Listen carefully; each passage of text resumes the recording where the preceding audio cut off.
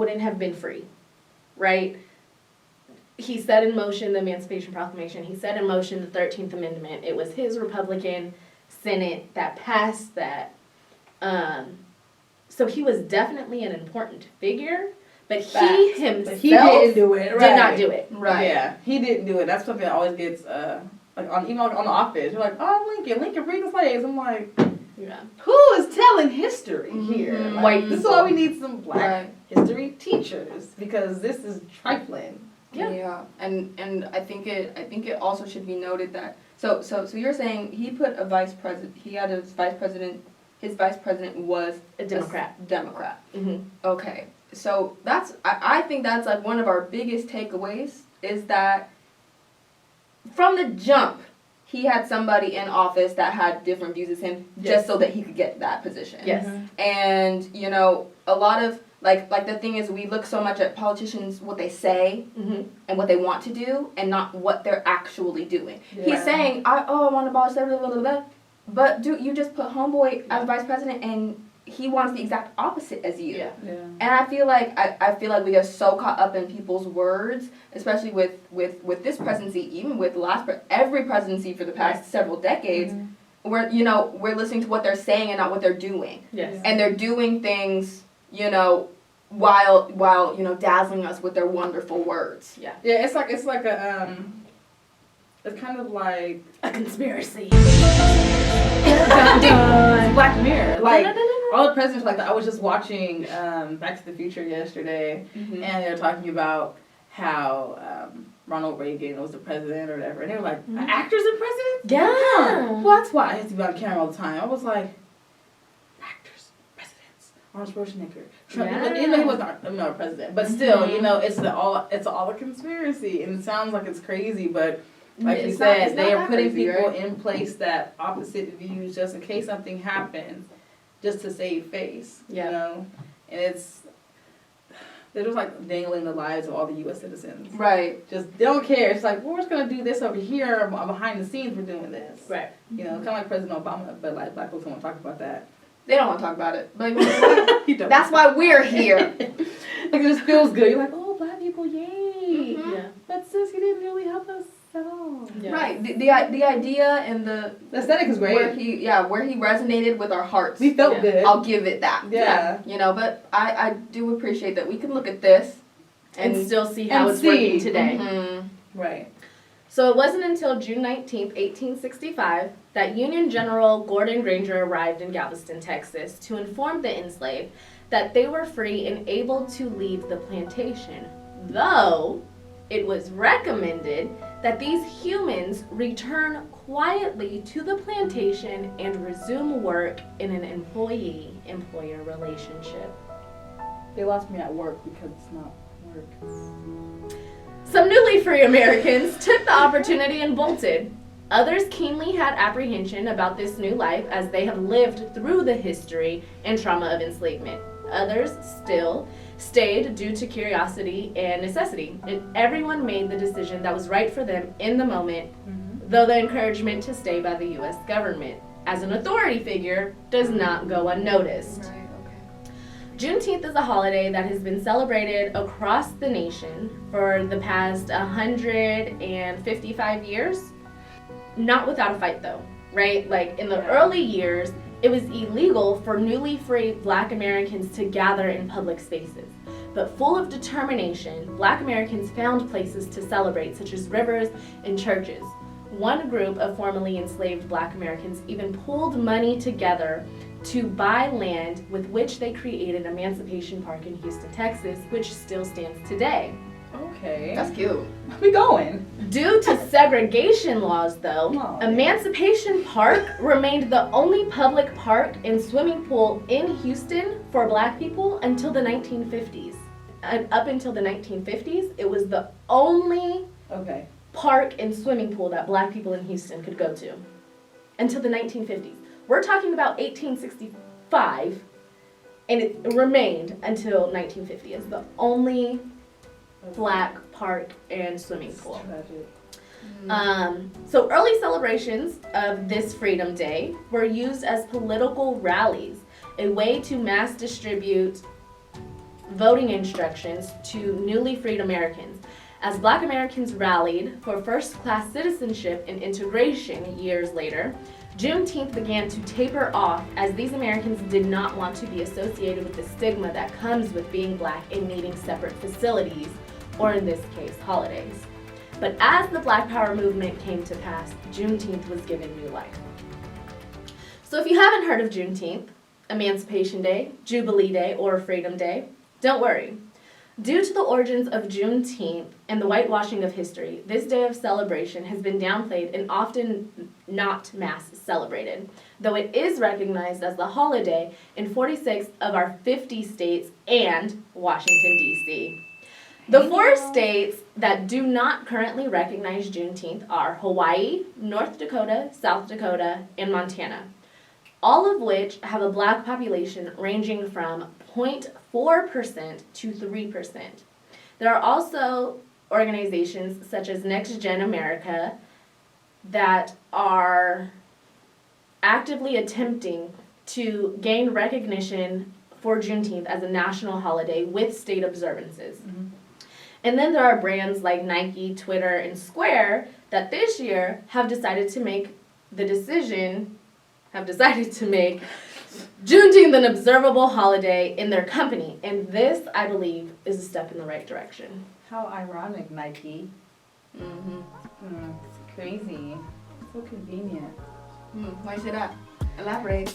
Tell us. It's just like, y'all are paying children like 3 cents for their work, but you want to celebrate the oppression of Black people, although they tried to pull Kaepernick's sponsoring, if I'm not mistaken. Yeah. And for standing for Black rights. And now that's so convenient now with everything going on with the murders, the police terrorism. It's so convenient for big businesses to want to push Black because they know that we're going to be buying everything. You know, because Black people do have of all demographics, they have probably the most buying power. Yes. Even though we are, I think it kind of go back to we're not really that educated on finances. I think we don't get that intentionally. So right. That's a privilege we do not have. You know, widespread in our community, but. The fact is that we have a lot of buying power for that very reason. So even Starbucks, you know, Starbucks not supporting Black Lives Matter, Starbucks stock plummeted. Yeah. Let's go. Let's go for the team. So it's like I think Black people they need to really understand how much power they have and how much they have in their voices because the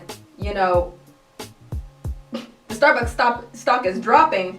But are you gonna go get double the Starbucks 2 months from now? I'm not. You know what I'm saying? I'm with you because even after they, the Starbucks, I think it was in Philly, if I'm not mistaken, but the Starbucks that called the police on the 2 brothers that were studying, and people were in an uproar, but they still kept going back to Starbucks. So now it's like, okay, is this gonna be something that we stick with? What are we gonna stick with? So now it's boycott Starbucks. Whole Foods, Amazon, let me get on it. Walmart, I keep telling you, do your research. There are Black-owned, which one?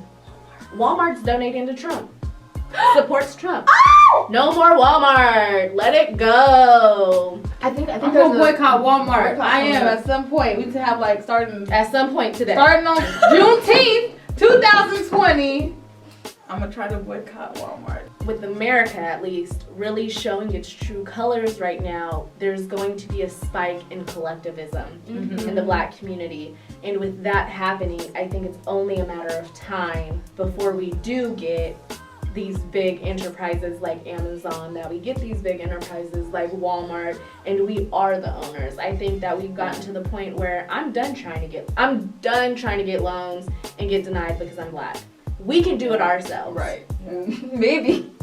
We have the buying power. Right, if we collectively pull our money like the former enslaved in Texas, we can create our own emancipation park. Girl, I'm saying, what if we collectively boycott Amazon, crash the stock, buy it low? Y'all hear that? Black conspiracy. Crash Amazon, buy the stock, and we're having a hostile takeover. Let me get my books first. I got 2 books. Ain't nobody named Jeff in his. Let me get my 2 books. I'm with the boycott. Just let me get my books here, okay? I'm straight. I'm good. What I can say. Okay, yeah. Back to Juneteenth. What I can say. Juneteenth. I really, really respect Nike. Not Nike. Reebok for saying, you know, we support the Black Lives Movement. We wouldn't be a brand if it weren't for Black people. Say that. Yeah, that's like, in addition, right. That is acknowledgement that is real, that is true, that we haven't had. Nike, listen, I'm so here for the call to post executive boards. That whole thing, I love it. Education. Show me who is on your board. Who is making the decisions? Okay. Is there representation? Yes. Is it truly an American country or American company?